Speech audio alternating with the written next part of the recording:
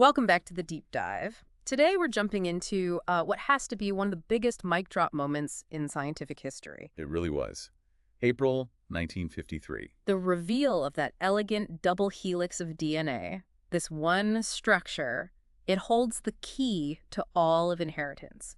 Understanding it is, well, it's fundamental to understanding life itself. It's the ultimate blueprint. Yeah. And, that structure, as simple as it looks, it immediately raised these huge questions about function. Right. So our mission for this deep dive is to really uncover the molecular basis of inheritance. We need to get into how that double helix serves as a template, how it replicates with, mind-boggling fidelity. And maybe the part we don't think about enough, how a cell packs miles of this stuff into a microscopic space. Exactly. So we're mapping out this blueprint. We'll start with the evidence, the proof that finally ended that decades-long debate about what the hereditary material actually is. Then we'll get into the machinery of it all, the replication, the repair systems. And finally, that incredible organization, how you get from a long string of DNA to a compact chromosome. Let's start with that debate, because for a long, long time, the scientific community was really backing the wrong horse. They were all in on protein, weren't they? After T.H. Morgan's work showed genes were on chromosomes. Overwhelmingly. They believed protein had to be the genetic carrier. Which feels so strange to us now. Why protein? What made them dismiss nucleic acids so completely? Well, just think about the complexity. Proteins are built from 20 different amino acids. Okay. So they can fold into these endless shapes and do every job you can imagine, from building structures to catalyzing reactions. DNA, on the other hand, it's just got 4 letters, A, T, G, and C. So it seemed too simple, too uniform. Exactly. Too boring to encode all the incredible variety of life. But that scientific tide, it started to turn in 1928 with Frederick Griffith. Right, and his famous experiment with bacterial transformation, he was using Streptococcus pneumonia. He had 2 strains. One was the pathogenic one, the smooth, or S strain. Which had a capsule, yeah. And the other was the harmless, rough, or R strain. So Griffith's test was just. It was beautiful in its simplicity. He injects mice with the deadly S strain, and the mice die.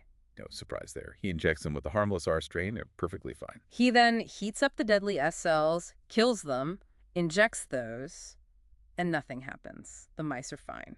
But here's the kicker. This is the shocking part. He mixes the heat-killed S cells with the living, harmless R cells. And the mice died. And when he looked inside those dead mice, he found living, fully pathogenic S cells. So those harmless R cells had somehow picked up a chemical component from the dead S cells. A transforming substance, as he called it. And it permanently changed them. A heritable change. He called this transformation. Now, later on, Avery, McCarty, and McLeod figured out that substance was DNA. But, there was still a lot of skepticism. People wondered, does this bacterial stuff really apply to us? Or even to viruses? Which brings us to 1952 and the experiment that just slammed the door on the debate. The Hershey-Chase experiment. It's a classic. They used a much simpler system, right? Bacteriophages or phages? Yep, viruses that infect bacteria. They're basically just a protein shell with some DNA or RNA inside. So simple. They inject their genetic program into a host cell and reprogram it. And Hershey and Chase just had to figure out what was being injected. Was it the protein or was it the DNA? So they designed this brilliant experiment to trace the material. They used radioactive labels. Protein is rich in sulfur, so they tagged the protein coats with radioactive sulfur-35. And DNA has a lot of phosphorus, but no sulfur. So they tagged the DNA with radioactive phosphorus-32. Okay, so let's picture this. You have one batch of phages where the protein shell is glowing, radioactively speaking. And in the other batch, the DNA inside is growing. They let both batches infect E. coli cells. Then what? Then they put them in a blender, literally a kitchen blender. Just to do what? Knock the virus shells off the outside of the bacteria? Exactly, to shear them off. Then they spun it all down to separate the bacteria from the liquid, and the results were just unequivocal. So in the sulfur-labeled batch, the radioactivity from the protein stayed outside the cells, in the liquid. The protein never went in. But in the DNA-labeled batch, the phosphorus-32 was found inside the bacterial cells. And when those bacteria made new viruses, the new viruses were radioactive. Conclusion: DNA, not protein, is the stuff of genes. At the same time, you've got this biochemist, Erwin Chargaff, providing a whole different line of evidence. With his 2 famous rules. Rule 1 showed that DNA actually had the necessary complexity. The base composition, the percentages of A, T, G, and C, it varied from species to species, so it wasn't so uniform after all. And rule 2 was the real mystery, the one that was so critical for Watson and Crick. The ratio. He found that the amount of adenine A always, and I mean always, roughly equaled the amount of thymine T. And guanine G always equaled cytosine C. That near one-to-one ratio couldn't be an accident. It had to be structural. And it was that data, plus Rosalind Franklin's absolutely stunning X-ray diffraction images, Which showed DNA was a helix and gave them the exact width and spacing of the bases. that allowed Watson and Crick to finally build the double helix model. The structure is just so elegant. You have two sugar phosphate backbones on the outside. Like the rails of a ladder. And the nitrogenous bases are paired up on the inside, like the rungs.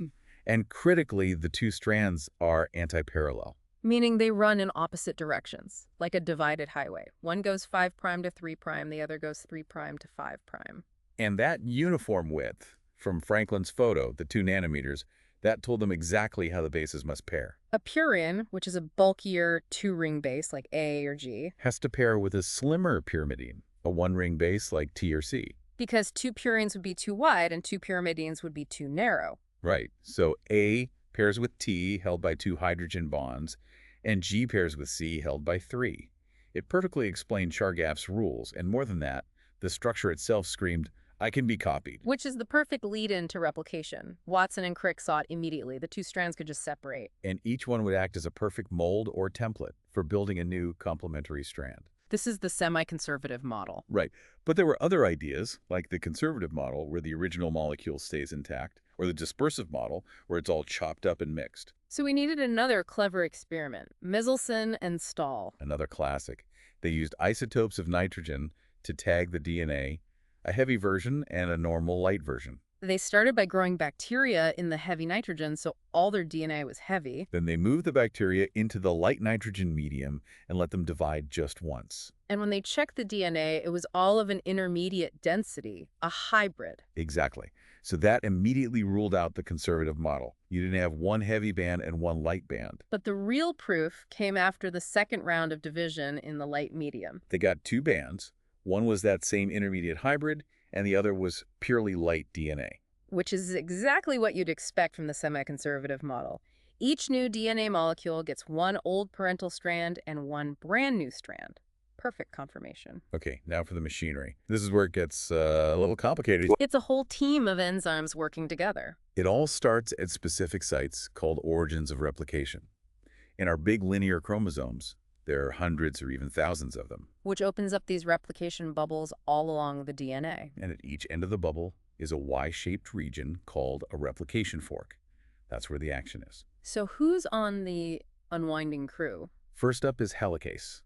Its only job is to motor along the DNA and unwind that double helix. Which would immediately want to snap back together. Right, so single-strand binding proteins jump on and keep the separated strands stable. But as you untwist the DNA, you're going to create a ton of strain ahead of the fork, right? Like twisting a rope tighter and tighter. You are. And that would grind everything to a halt, if not for topoisomerase. The stress reliever. That's a perfect way to put it. It nicks the DNA backbone, lets it swivel to release the tension, and then just seamlessly seals it back up. Okay, the DNA is open and stable, but the main builder, DNA polymerase, it has a problem. A big one. It can't start a chain from scratch. It needs something to build onto. So the starter crew comes in. An enzyme called primus lays down a short little strip of RNA called an RNA primer. Now the stage is set for the star of the show. DNA polymerase III. This is the main builder. It adds new DNA nucleotides to that primer. And here's the most important rule of the whole process. It is the key constraint.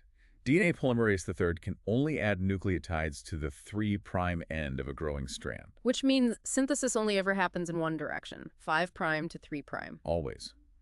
And because the 2 template strands are anti-parallel, this creates 2 totally different scenarios in the replication fork. So for one strand, the leading strand, everything is easy. It's smooth sailing.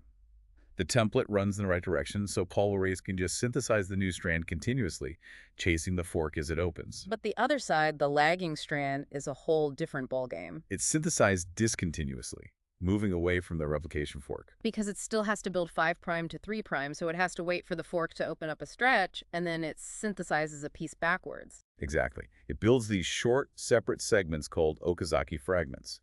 And each and every one of those fragments needs its own RNA primer to get started. That sounds messy. There must be a cleanup crew. There is. Another enzyme, DNA polymerase, Faramaree comes in, and its job is to replace all those RNA primers with actual DNA. But that still leaves little gaps in the backbone between the fragments. And that's the final step. DNA libale comes through and seals those gaps, joining everything into one continuous strand. It's the molecular glue. The coordination is just amazing. They call it a DNA replication machine with all these proteins working together. Some models even show the lagging strand looping around, the trombone model, so that both polymerases can kind of move in the same direction as a single unit. And it's not just fast, it's incredibly accurate. Phenomenally so. The initial error rate is maybe 1 in 100,000, but DNA polymerase itself has a proofreading function. It checks its work and removes wrong nucleotides on the spot. So what's the final error rate? After proofreading and other repair systems, it's down to about 1 in 10 billion. And what are those other systems? Well, you have mismatch repair, where other enzymes find and fix the mistakes that the polymerase missed. And for environmental damage, like from UV light. The kind that causes thymine bases to stick together. Exactly, thymine dimers. For that, you have nucleotide excision repair, where a nuclease enzyme literally cuts out the damaged piece of DNA. And then DNA polymerase and ligase come in to fill the gap and seal it up. It's a constant process of surveillance and repair. And when this repair system is broken, you get diseases like xeroderma pigmentosum. Right, where patients are incredibly sensitive to sunlight because they can't repair that UV damage, which leads to a very high rate of skin cancer. So accuracy is key. But those very, very rare errors that do slip through. Those are mutations. And that's the ultimate source of all the genetic variation that evolution has to work with. There's one last replication problem, though, right? Something specific to our linear chromosomes. The end replication problem, yes. Oh. At the very 5' end of a new strand, once you remove that final RNA primer, there's no way to fill in the gap. So the DNA molecule gets a little bit shorter with every single cell division. It does. And to protect our actual genes from being lost, our chromosomes have these protective caps called telomeres. Which are just long, repetitive sequences of non-coding DNA, like T-tag-G over and over. Theoretically. They act as a buffer. They get shorter over time, but the important genes are safe. But in some cells, like our germ cells that make sperm and eggs, you can't have them getting shorter. You can't. So those cells have an amazing enzyme called telomerase. It has its own little RNA template inside it, and it uses that to add length back onto the telomeres. Okay, let's pivot to our final concept. We've made the DNA, now we have to pack it. The DNA from a single one of your cells, if you stretched it out, would be, what, 6 feet long? About that, yeah. And it has to fit inside a nucleus that's microscopically small, so it needs an incredible packing system. Which involves complexing the DNA with proteins to form chromatin. Right, and the main proteins involved are called histones. They're small, and crucially, they are positively charged. And DNA, with all its phosphate groups, is negatively charged. So they stick together like glue. The first level of packing is the nucleosome. You can picture it as beads on a string. Where the bead is the DNA wrapped twice around a core of 8 histone proteins. And the string is the linker DNA connecting to the next bead. This creates what we call the 10-nanometer fiber. But that's just the first level. And the structure isn't static, is it? It can change. It has to. During the normal life of the cell, we see 2 main types of chromatin. Most of it is in a relatively loose state called euchromatin. The DNA there is accessible. The genes can be read and transcribed. But other regions are packed much more tightly. This is heterochromatin. And because it's so dense, the DNA is largely inaccessible. Those genes are generally turned off. Then, when the cell gets ready to divide, it takes this to the absolute extreme.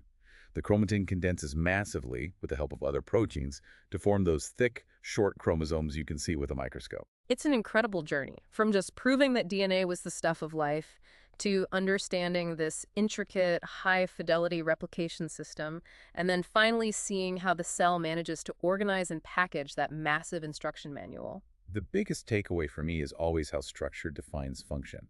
The moment they saw that double helix with its complementary base pairing, they understood how it could copy itself. That's the bedrock of inheritance. And that actually brings us to a final provocative thought, and it's about telomerase. We know that telomere shortening in most of our body's cells is linked to aging. It's like a built-in clock for the cell.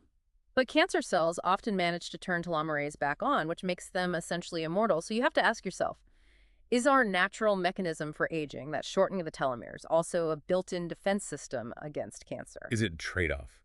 Preventing unlimited growth at the cost of eventual decline. Something to chew on as you think about the incredible balance of molecular life.